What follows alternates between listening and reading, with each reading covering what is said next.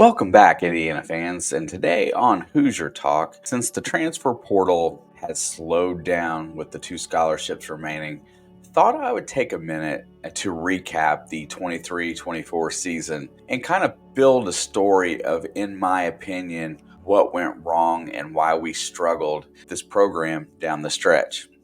Let's get right into it. In today's list, I've got three major factors of what I consider the biggest detriments to their season.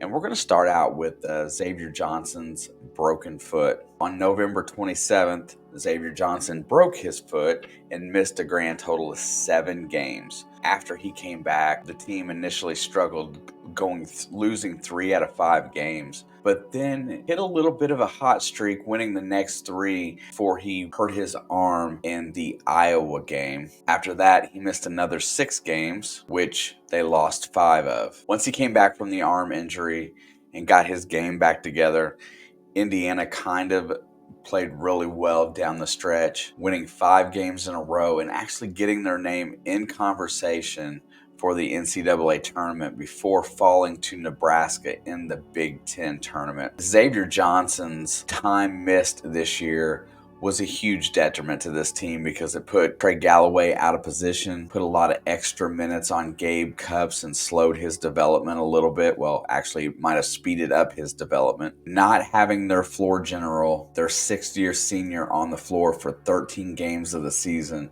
really screwed with the continuity of the team. Reason number 2 that this season was so tumultuous is basically CJ Gunn and Caleb Banks. Early on in the season during press conferences, Mike Woodson doled out precious playing time to those two, feeling that their development was going to be something that his team needed in order to be successful this year. It just didn't happen. Caleb Banks got out there and just struggled the whole time. I don't remember seeing him have really any good games this last season. And CJ Gunn came into the game wanting just to shoot the ball as soon as he got a hold of it and really didn't allow himself to get into the flow of the game. Therefore, 2 of the biggest guys that Woodson expected to contribute to this lineup just didn't develop the way that he thought they would. With that being said, now you've got Xavier Johnson missing 13 games. 2 of your underclassmen that are supposed to be developing in this lineup did not develop the way he thought. Peyton Sparks got only limited minutes of playing time.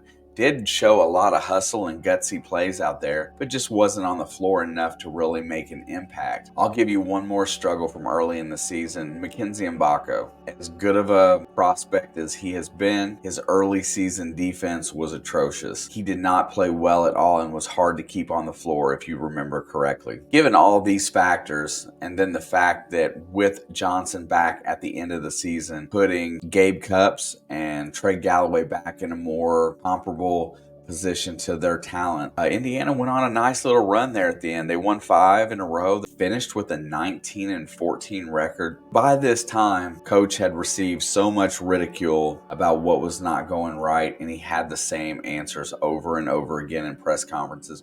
And Free throw shooting, 3-point defense, shot selection at times. And it really just drove the fan base completely nutty. Everybody was calling for his head. That brings me to the next point of what was going on. This leads to Liam McNeely decommitting. Whether that was based on all the rumblings of the fans, whether it was based on him knowing something about the lineup for 24-25, with Mackenzie Mbako coming back and didn't think that he was going to get the reps. Whatever the case may be, his decommission from this team really sparked Coach Woodson to go on a tear. Coach Woodson then turned down going to the NIT and focused on recruiting. Landing Bryson Tucker, a very similar style player to McNeely, a little bit less of a shooter, a little bit more of a playmaker, was probably the absolute best thing that could have happened. And then going out in the transfer portal and nailing the first 4. Umar Ballo, I know they had to pay him $1.4 million, but he's a beast. 7 foot tall. He's going to take up a lot of space in the post. He is an all Pac-12 defensive player. He was first team all Pac-12 last year. He is going to wreak havoc inside with this Big Ten this year. He is going to have a great season if he chooses to, and really help this team going forward. The two guard pickups, Carlisle and Rice, are absolutely top notch. Those guys are going to be immediate impact players.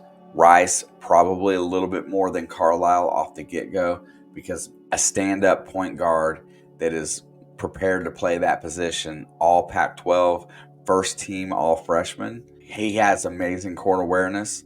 He has all three phases of the game. He can shoot the mid-range, the three, and he can get to the rim and get his own shot. Not to mention, he's very good with the basketball at running the point. I think Rice is going to be the immediate impact player. I think Carlisle, we're going to see him develop a little bit.